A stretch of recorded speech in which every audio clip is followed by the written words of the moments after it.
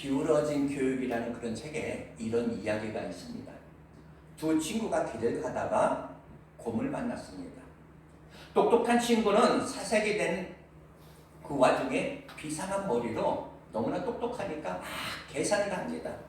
저 곰이 250m에서 시속 50km를 달려온다면 17초 후에는 영락없이 나는 곰의 먹잇감이 되겠구나. 그러나 그 옆에 있는 친구는 운동화끈을 메고 있었습니다. 그걸 본 똑똑한 친구가 비웃으며 이야기했습니다. 이 바보야, 너 뛰어봤자 소용없어. 그러자 운동화끈을 매든 친구가 씩 웃으면서 이야기합니다. 괜찮아. 난 너보다 빨리 뛰고 하는 대개거든. 어찌 보면은 이돼요. 어찌 보면 그냥 웃는 얘기일 수도 있지만 우리 어떤 비극적인 비극적인 현실의 모습을 보여주는 그런 이야기입니다. 오늘날 우리 모든 어떤 교육이 어렸을 때부터 그냥 누구만 이기면 돼, 상대만 이기면 되는 그런 어떤 교육으로 다 바뀌었습니다. 내가 어떤 상태이든, 내가 어떤 수준이며, 내가 어떤 모습인, 이거 중요하지 않고, 단, 상대를 이기기만 하면 나는 훌륭하고, 나는 대단한 사람이 되는 거. 이것이 현대 우리들의 삶의 모습입니다. 상대를 의식하지 않고, 나의 어떤 본연의 그런 모습을 우리가 볼 수가 있고 그 모습이 어떠한지를 살피는 것이 우리가 진정 나아가야 될 그런 방향이 아닌가. 다시 오늘날의 이런 사회적 그런 분위기를 보면서 다시 한번 생각해 봅니다. 지금의 나라를 보면서 여러분들 기도 진짜 많이 해주시고 이 나라 정치가 너무나 혼란스럽습니다. 어떤 방법이라도 이기기만 하면 된다라는 어떤 그런 생각, 오늘의 정치 문화도 한편의 모습이다 그러고 다시 한번 볼 수도 있습니다. 내 생각, 내 어떤 사상, 이념 다 존중합니다. 그러나 그런 거 모든 거 내려놓고 지금은 이 나라를 불쌍히 여겨달라고 공의의 그 하나님이 다스려 주옵소서. 다시 한번 우리가 기도해야 되지 않을까 다시 한번 생각합니다. 새해 신년맞이 말씀으로 지난주에 우리는 시편 23편을 우리는 1절을 묵상했습니다. 오늘은 주님이 주신 말씀 2절입니다. 그가 나를 푸른 풀밭에 뛰시며 쉴 만한 물가로 인도하시는도다. 성도님들은 무엇을 보시면서 믿음의 삶을 여러분들이 엮어가십니까? 우리 성도님들은 무엇을 말하면서 믿음의 삶을 여러분들이 엮어갔습니까? 오늘 말씀이 다시 한번 저와 여러분 모두에게 또 하나의 해답이 되기를 다시 한번 축복합니다. 다윗은 앞절에서 여호와는 나의 목자시니 내게 부족함이 없으리로다 이렇게 말합니다. 부족함이 없다라는 것입니다. 다윗은 어떻게 이런 정도의 고백을 하면서 자신의 삶을 정리할 수가 있었을까? 모든 것을 다 누리고 오늘날 떵떵거리면서 다 누리면서도 여전히 부족함을 느끼는 이 세대에 어떻게 시편 기자 이 다윗은 어찌하여서 부족함이 없다라고 그렇게 고백을 했냐는 겁니다. 시인에게 있어 시편 23편을 노래했던 그 배경은 지난주에 우리에게 감동을 주었습니다. 시편 23편은 다윗의 그 인생 중에 가장 편안하고 행복할 때 부른 노래가 아니라 바로 아들 압살롬의 그 배반을 당하여서 예루살렘 그 보좌에서 밀려나면서 부르는 그런 노래이니 이 모습을 사무엘하 15장은 맨발로 신발을 신지도 못한 채 그냥 내일 먹을 어떤 양식도 없이 수건으로 머리를 쓴 채 울면서 그렇게 갔다라고 이야기합니다. 바로 이 시편 23편은 다윗은 어찌 보면 그 인생에 있어서 가장 공부할 때, 가장 힘들 때, 가장 절박한 그 시기에 여호와는 나의 목자시니 내게 부족함이 없으리로다 이렇게 노래를 한 것입니다. 그렇다면 이 시인은 부족함이 없어서 부족함이 없다라고 노래한 것이 아니라는 것을 우리는 너무나도 잘 알고 있습니다. 현재 너무 부족한데 내일 먹을 어떤 양식도 없고 모든 것이 없는데 남도 아닌 자식에게 배반을 당하는 어떤 상처가 있는데, 그래서 눈에서는 진짜 핏눈물이 나는데 입으로는 부족함이 없다 고백했다는 겁니다. 시인은 도대체 어떻게 해서 이 처절한 그런 환경에서 이런 정도의 고백을 할 수가 있었는가? 오늘 지난주에 이어서 또 하나의 그런 이유, 바로 오늘 말씀에서 그 해답을 다시 한번 찾아보려 합니다. 2절 다시 한번 보면, 그가 나를 푸른 풀밭에 누이시며 쉴만한 물가로 인도하시는도다. 우리는 이 말씀 속에서 시인을 인도하시는 그 하나님과 또한 책임져 주시는 그 하나님을 오늘 우리는 만날 수가 있습니다. 첫째로 목자 되신 하나님의 인도하심입니다. 그가 나를 쉴만한 물가로 인도하시는도다. 놀랍게 이 시인 다윗은 하나님의 그 인도하심을 믿고 하나님의 인도하심을 지금 노래하고 있습니다.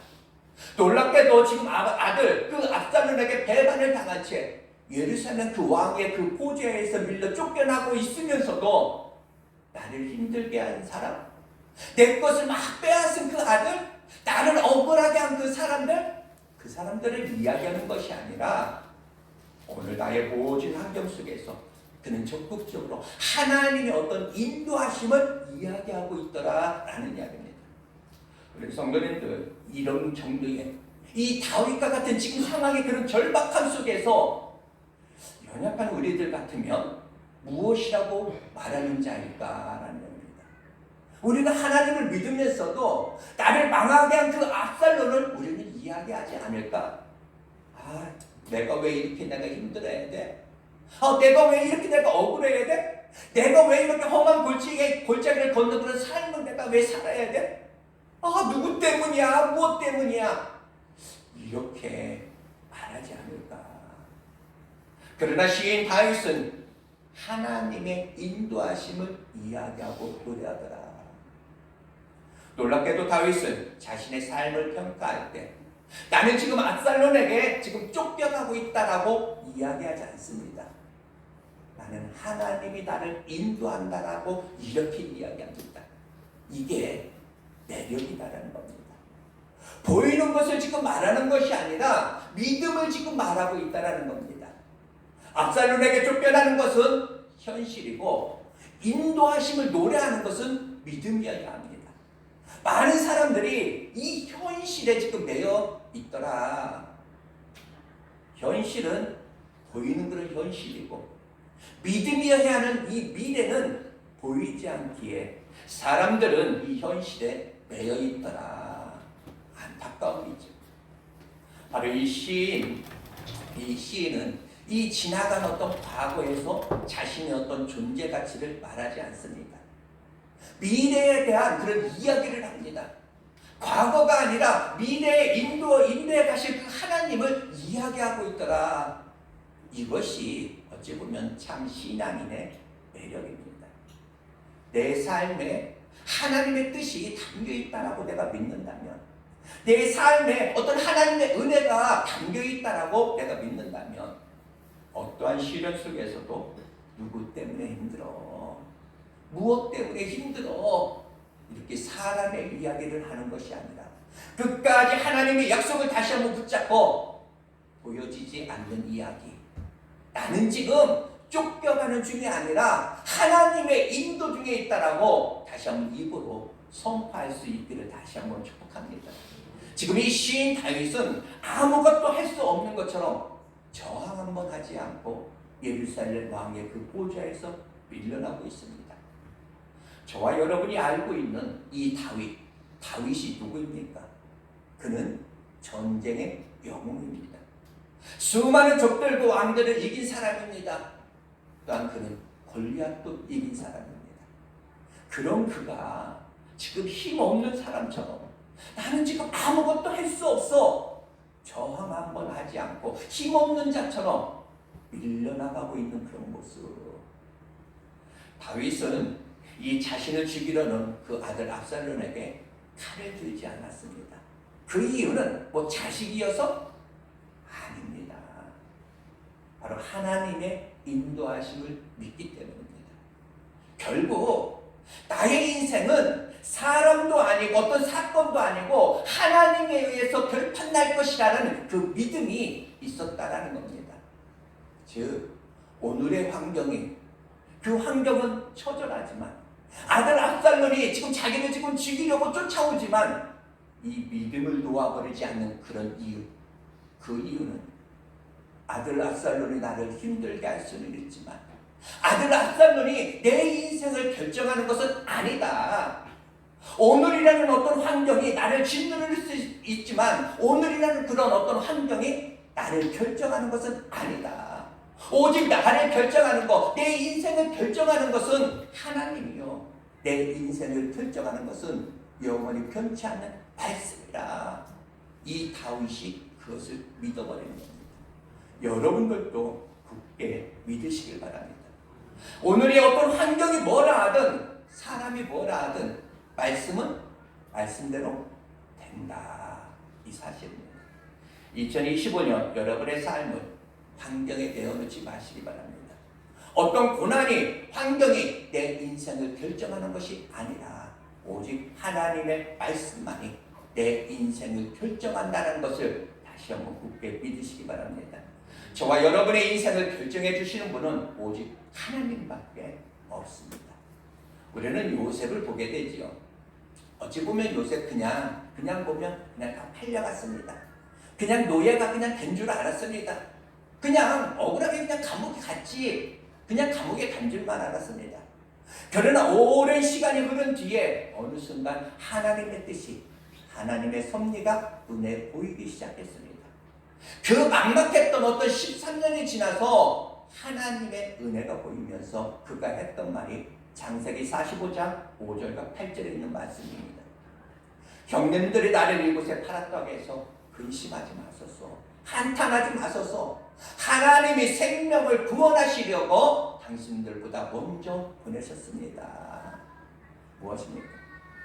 나를 이곳에 보내신 이는 당신이 아니요 하나님이라.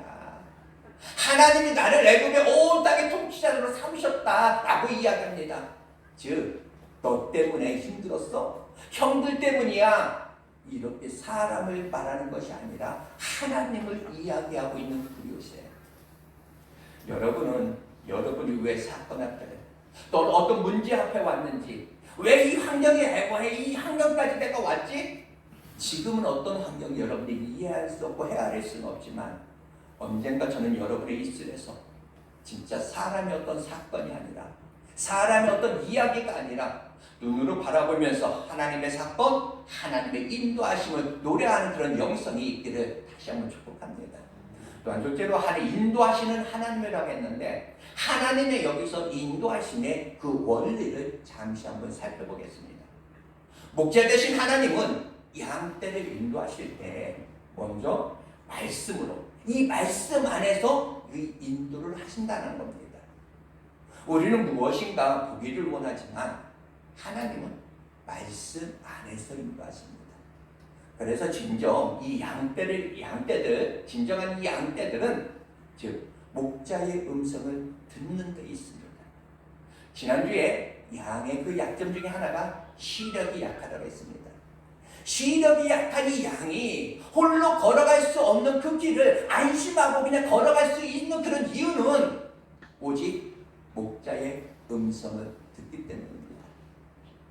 어디서 물을 먹어야 하고 어디서 내가 꿀을 먹어야 하는지 모르지만 오직 목자의 음성을 듣는 한 아무런 이 양들에게 아무런 염려가 없다라는 겁니다. 양에게 있어 가장 큰 위험은 목자의 음성에서 멀어지는 겁니다. 정신을 차리고 이 목자의 음성에 귀를 기울이지 않는 한 바로 목자의 어떤 인도와 보호하심을 떠나서 길 잃어버린 그런 양이 될 수 있는 것은 순식간입니다. 우리 신앙에 있어서도 마찬가지입니다. 바로 목자 대신 그 예수 그리스도의 그 음성에 여러분들 귀를 기울이시고 그 음성에 순종하며 사는 것이 바로 복된 길이요 승리의 비결이라는 겁니다. 말씀으로 인도하심은 처음부터 신앙의 원리였습니다.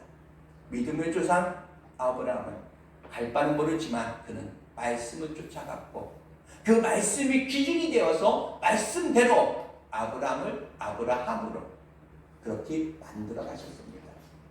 에덴 동산에서 아담이 무너졌던 것은 말씀이 말씀되지 못했기 때문에 무너졌습니다. 우리 성도님들 올 한 해 말씀 안에서 멀어지지 않기를 바랍니다. 오직 말씀 안에서 다시 한번 승리하는 그런 영성이 있기를 다시 한번 축복합니다.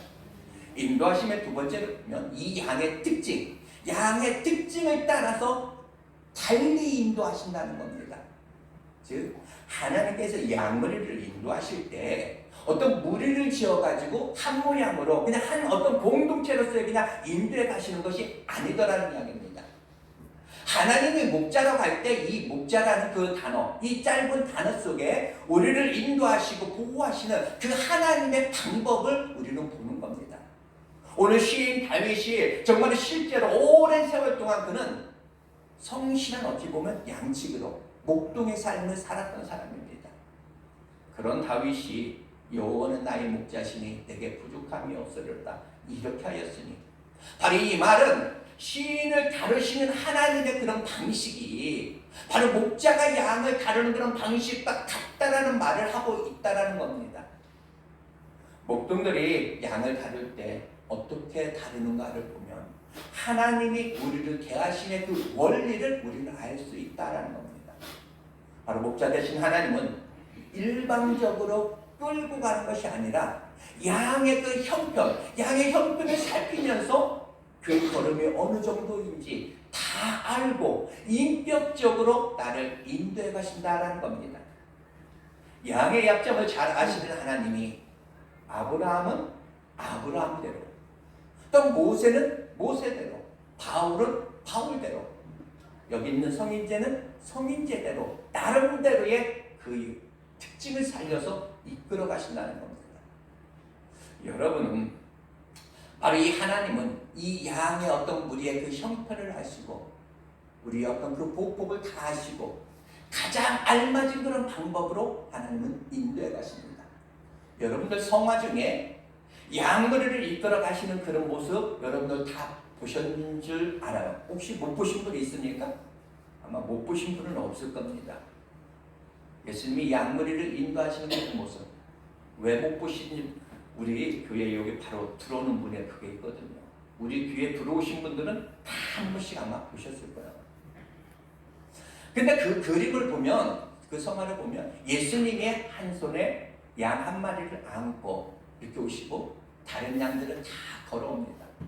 그러니까 예수님이 안고 가는 저 양을 보면서 아 참 좋겠다, 부러워. 다른 양들은 다 이렇게 걸어가는데 그러나 예수님의 품에 안겨있는 그 양을 여러분들 자세히 한번 보시기 바랍니다. 그 양은 혼자 걸 수 없는 그 양, 연약한 양이라는 겁니다. 그래서 안고 가는 겁니다. 내가 지쳐버릴 때는 내가 쓰러지려고 하면 내가 너를 안다 하시면서 때로는 우리를 안으시고 때로는 보듬어서 우리를 그렇게 이끌어 가시는 주님이라는 겁니다. 인도하심의 세 번째 원리는 앞서 행하시는 그런 하나님이라는 겁니다. 성경 여러 곳에서 언급하시는 바와 같이 우리 하나님은 언제나 저와 여러분의 어떤 인생에서 앞서 행하시는 분이었더라라는 이야기입니다. 이스라엘의 그 역사를 한번 잠시 보시기 바랍니다. 이스라엘 백성들이 애굽을 떠나서 광야에 들어섰을 때 하나님은 어디에 계셨을까? 구름기둥과 불기둥으로 앞서 행하셨다라는 이야기입니다. 이것이 바로 양을 인도하는 그런 목자의 방법이요, 그 인생을 인도하시는 하나님의 마음이라는 겁니다. 그럼에도 때로는 우리는 다 양 같아서 그 양의 그 특성에 대해서 이사야서 53장 6절은 이렇게 이야기합니다. 우리는 다 양 같아서 그릇 행하여 각기 제 길로 갔거늘 각기 제 길로. 여러분들 말씀을 따라야 됩니다. 하나님을 믿어야 됩니다. 하지만 여전히 성도들을 보면은 각기 제 길로 자기 고집으로 자기 소견에 오른 대로 그렇게 가고 있더라. 그래서 하나님이 사람이 되셨다는 겁니다. 선지자를 보내봐도 노아의 어떤 홍수로 하나님이 얼마나 무서운 분인가를 다 보여주셨음에도 여전히 자기 소견에 옳은 대로 행하는 것을 보시면서 하나님이 사람이 되셨습니다.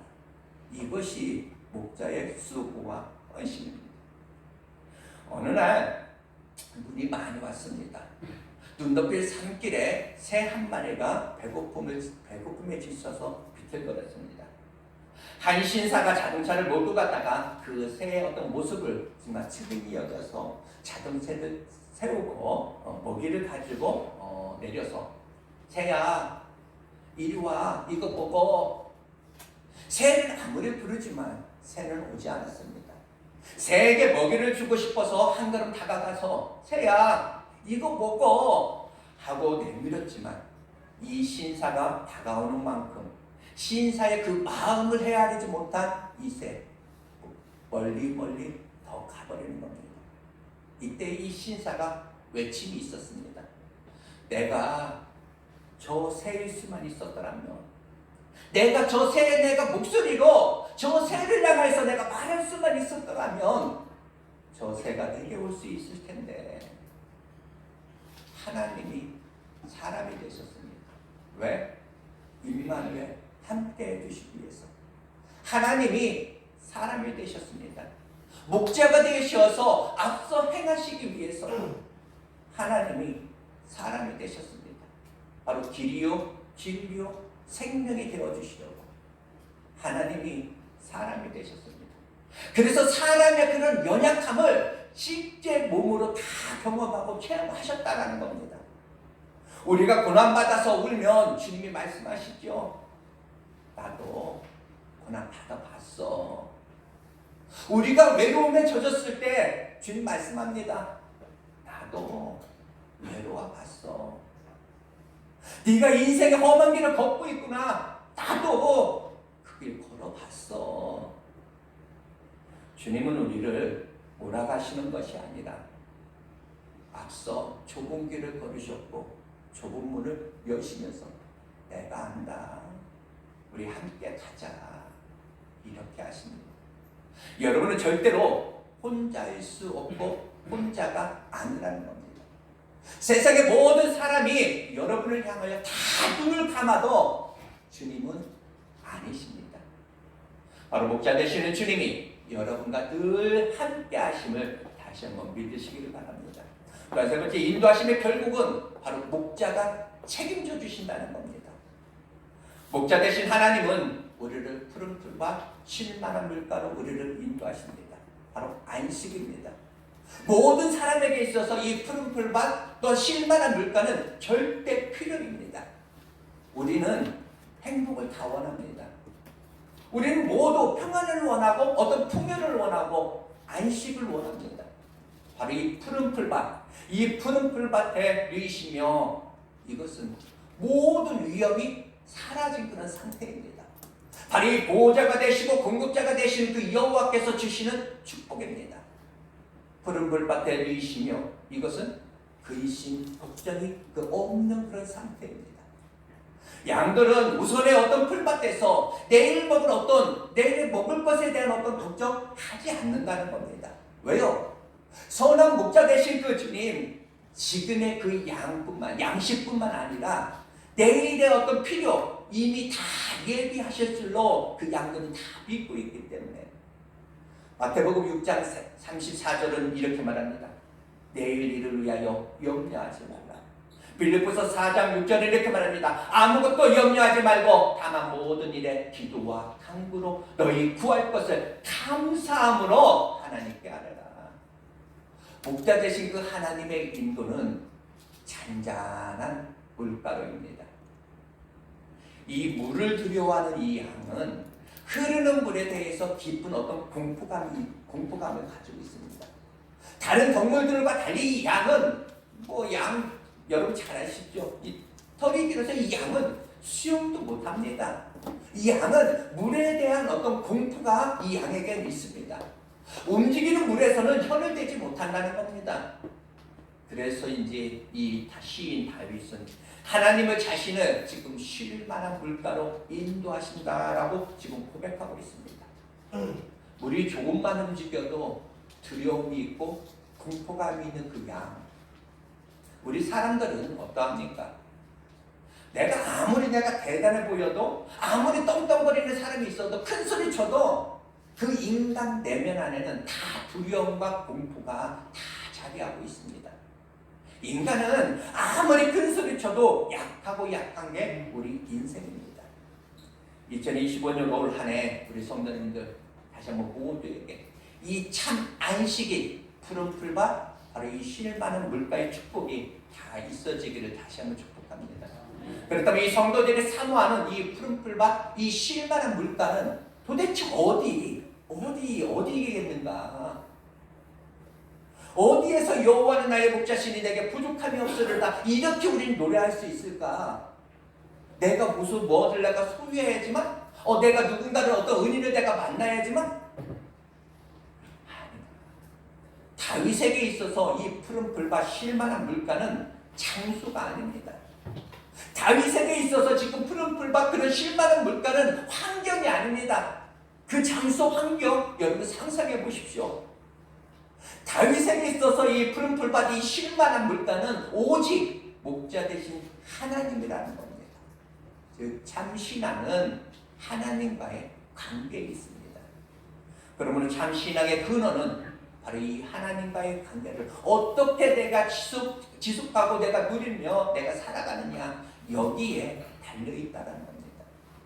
여러분은 2025년 출발하여 이제 그 걸음을 옮기고 있는 가운데 무엇으로 말미암아 2025년에 그 삶을 여러분들이 그려내시겠습니까?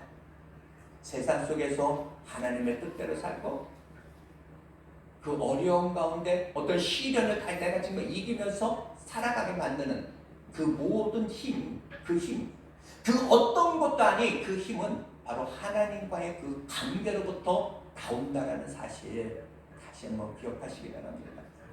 말씀만 줄게요. 여러분에게 있어서 하나님은 어떤 하나님입니까? 또 하나님에게 있어 저와 여러분은 누구여야 하겠습니까?